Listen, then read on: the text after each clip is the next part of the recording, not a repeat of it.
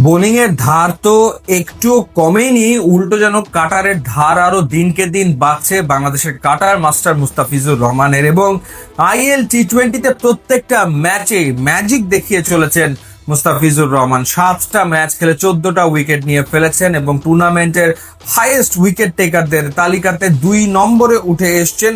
1 নম্বরে রয়েছেন ওয়াকার সালাম খেল, তিনি 8 ম্যাচে নিয়েছেন 15 উইকেট।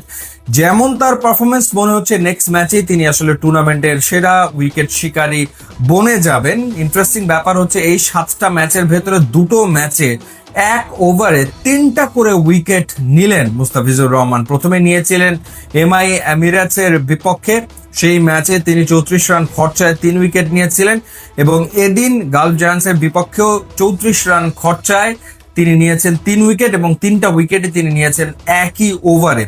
14তম ওভারে খুবই গুরুত্বপূর্ণ সময়, যেই সময় ওমার জাই এবং জেমস ভিন্সের ভেতরে একটা পার্টনারশিপ গড়ে উঠেছে, 66 রান করে ফেলেছে, তখনই তিনি এসে ব্রেক থ্রু এনে দেন। জেমস ভিন্সকে তিনি আউট করেন, এরপরে ডিকসনকে আউট করেন, হ্যাটট্রিকের সম্ভাবনাও তৈরি করেছিলেন। সেই ওভারে তিনি উইকেট নিয়ে ফেললেন 3টা।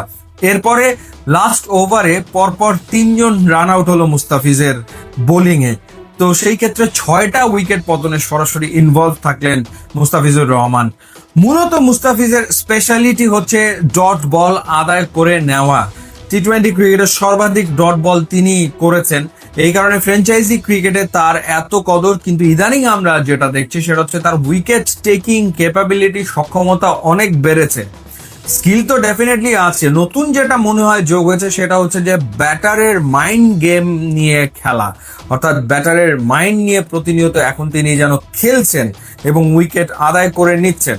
আপনি যদি এই উইকেটগুলো দেখেন, 14টা উইকেট দেখেন, সব কিন্তু নামি দামি ব্যাটার, তারা আউট হচ্ছেন মুস্তাফিজের বলে। এবং তারা আগেও যেরকম কাটার যে খুব ভালো রিড করতেন ব্যাপারটা তা না, এখনো কিন্তু তারা আসলে কাটার সেভাবে করে রিড করতে পারছে না। এবং মনে হচ্ছে যে কলকাতা নাইট রাইডার্স সত্যিকার অর্থে অনেক কমে মুস্তাফিজকে পেয়ে গেছে, মানে 9 কোটি 20 লাখ রুপিতে মুস্তাফিজ খেলবেন কলকাতা নাইট রাইডার্সে, এটা নিয়ে অনেক কথা হয়েছে, আলোচনা হয়েছে। এত দামে মুস্তাফিজ KKR-এ গেছে, কিন্তু IL T20-তে তার যে পারফরমেন্স, সেই পারফরমেন্স দেখার পর তো মনে হচ্ছে অল্প দামেই KKR পেয়ে গেল মুস্তাফিজকে। এবং আরো একটা আলোচনা চলছিল যে মুস্তাফিজকে একাদশে রাখা হবে কি হবে না। এই পারফরমেন্স করার পর যদি মুস্তাফিজকে KKR তাদের প্লেইং 11-এ না রাখে, তাহলে কেমন করে আসলে হয়? আমার তো মনে হয় যে ক্যারিয়ারের সেরা ফর্মে এই মুহূর্তে ফিজ রয়েছেন। যেরকম ভাবে তিনি বল করছেন, এক কথায় অসাধারণ। এবং অভিজ্ঞতা যে অমূল্য, সেটাই যেন আমরা দেখছি তার বোলিং এ। অর্থাৎ এই যে তার দীর্ঘ জার্নি, তিনি যে শিখেছেন প্রতি মুহূর্তে, সেই অভিজ্ঞতাটাই যেন মাঠে তিনি নিংড়ে দিচ্ছেন যখন তিনি বাংলাদেশের জার্সিতে খেলছেন, কিংবা যখন খেলছেন কোনো ফ্র্যাঞ্চাইজি টিমের হয়ে। অ্যাবসলিউটলি ম্যাচ উইনিং পারফরমেন্স বিভিন্ন সময় তিনি দিচ্ছেন, দারুণ খেলছেন এবং দলও ডেফিনেটলি উপকৃত হচ্ছে। দেখা যাক মুস্তাফিজ নেক্সট ম্যাচেই টুর্নামেন্টের সর্বোচ্চ উইকেট শিকারী বনে যান কিনা।